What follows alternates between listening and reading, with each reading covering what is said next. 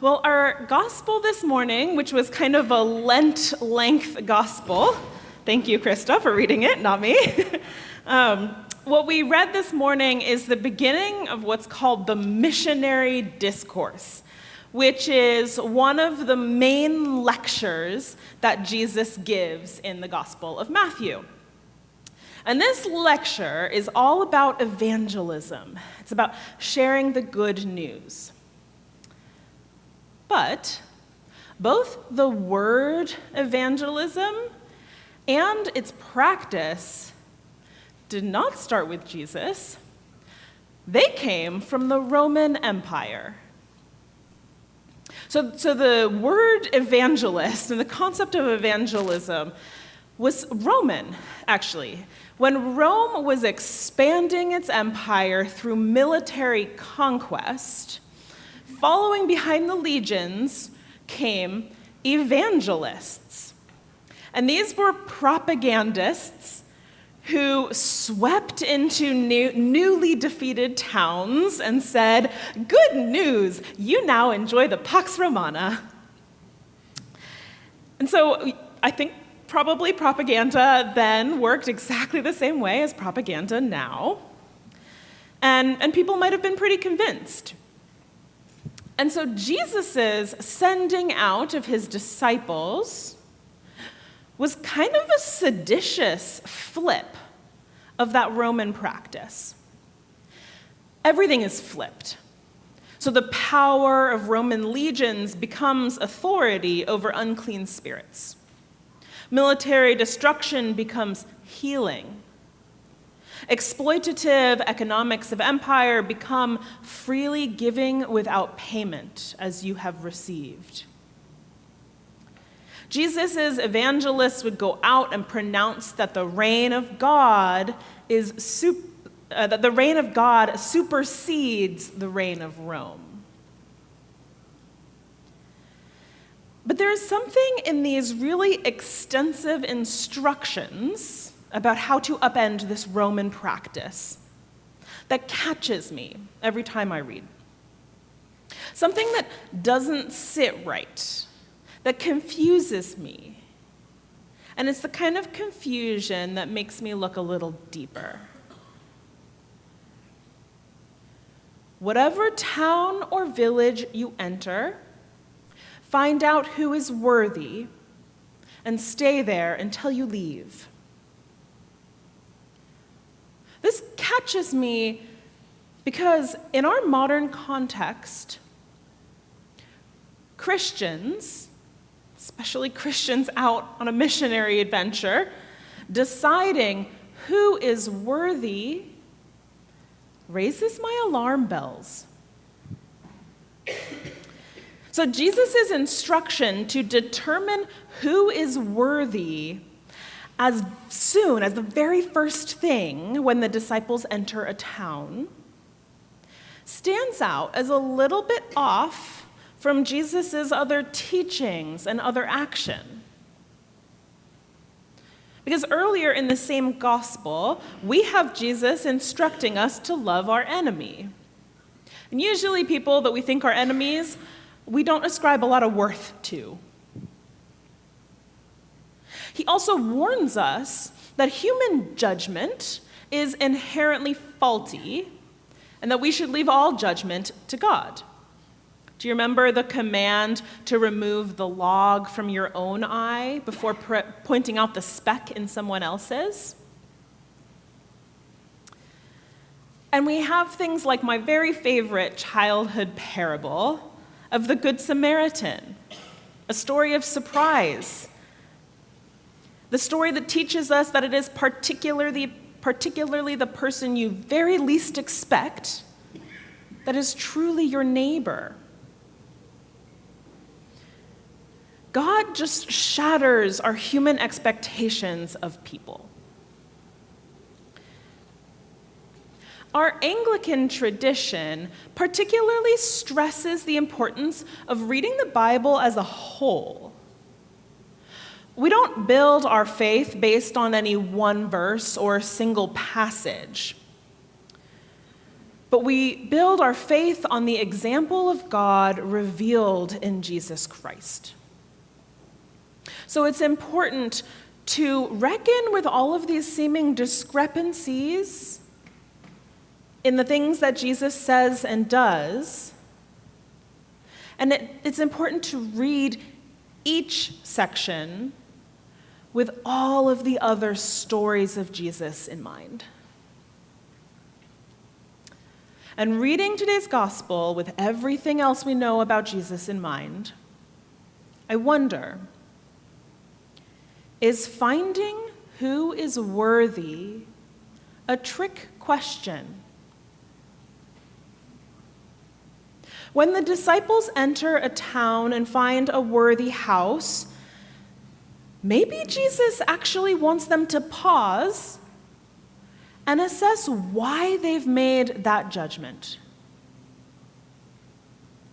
Could there be a Good Samaritan flip here? And the people that we assume are the most or least worthy might actually be in reverse? After all, Jesus himself is notorious for eating with tax collectors and sinners everywhere he goes. Jesus continues calling us to this self-examination of who we find worthy every day. It's in every decision we make about who we engage with, about who we associate with. A couple weeks ago, I was at the dog park. And I got into conversation with folks there, as you do, and one man found out that I work here, and he asked about the Trinity Center. He asked if it felt dangerous around here, or if we experience many issues. I remember what he said because it really stood out to me. He said, before the Trinity Center, Walnut Creek had no homeless people. They came here because they know they can get something. Now, I don't know about that part of town.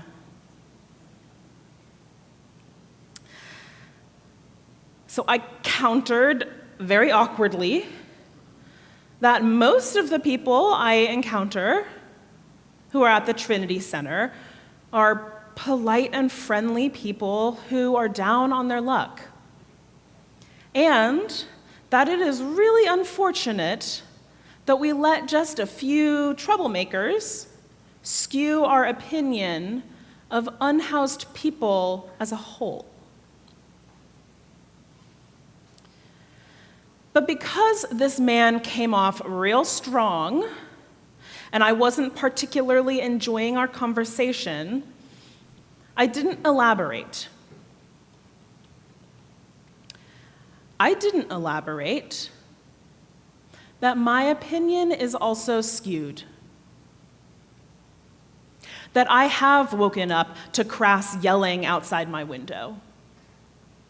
That sometimes there are such loud arguments or police activity on the sidewalk that makes me cross to the other side. I didn't elaborate that at our church office, we occasionally receive people who complain about being kicked out of the Trinity Center for various rules. And that sometimes it's pretty obvious why they were kicked out. I'm sure many of you that volunteer there know what I'm talking about. But here's the thing. When I cross to the other sidewalk, or when I cringe at seeing a pretty angry face at the door, I am instinctively judging. I am quite often seeing that huge log in my own eye. The log that collects and remembers prior difficulties. instead of seeing the person before me. And I know that this is a fallible human judgment because for all of the past difficulties, I have never once felt unsafe or threatened here. I have never even felt that my stuff is unsafe. But I also cringe for another reason. Because it is so uncomfortable to tell someone, I belong here, you do not. Please go and find somewhere else to exist. Krista and I have to do this on occasion. In fact, I had to do it on Friday night while I was in the middle of writing this sermon. And I think that discomfort is important. I think that discomfort is the Holy Spirit. That part of us, that part of me that does see the humanity with dignity nearly stripped. A few weeks ago, Pam reminded us, many of the people the Trinity Center serve know what darkness feels like. They know what it's like to be unseen, discarded, forgotten. They carry the weight of trauma, mental health, addiction, isolation, loss, fear, shame. In short, they know what it is to have been deemed unworthy. And just as Jesus flips that Roman missionary script, perhaps the worthy house is the missing one. Perhaps the worthy person sleeps in the alley. My encounter with the man at the dog park reminded me that seeing worthiness there in this way is wholly different than how most of our society sees it.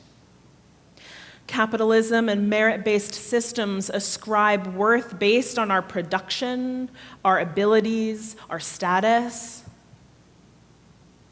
And sometimes, acting out Jesus' reversal in ministries like the Trinity Center, acting out that reversal where exploitative economics becomes resources freely given, sometimes doing that gets us hated. I know we have other neighbors who are not happy with us. But Jesus warned us that the work of God's kingdom would not be easy. Remember, like sheep into the midst of wolves. And I don't just work here. I live here, right next to what looks like an unused alleyway. It's a very attractive place to sleep when you're not allowed to be anywhere. My daughter goes to preschool walking down that alleyway. I know that there is a cost to this ministry. The cost includes asking people to leave. It is cleaning up things that I don't want to touch. It is witnessing things that I don't want to see or hear. But if I could go back in time and choose again, I would choose next to this alley in a heartbeat. The ministry of the Trinity Center is at its foundation, a ministry of hospitality. It is a ministry of welcome. And hospitality might be what we are called to do above all else. Living up to the Episcopal Church welcomes you slogan with ministries like this might just be the best way to lean into the love of God and neighbor, even when it pisses off some of our actual neighbors.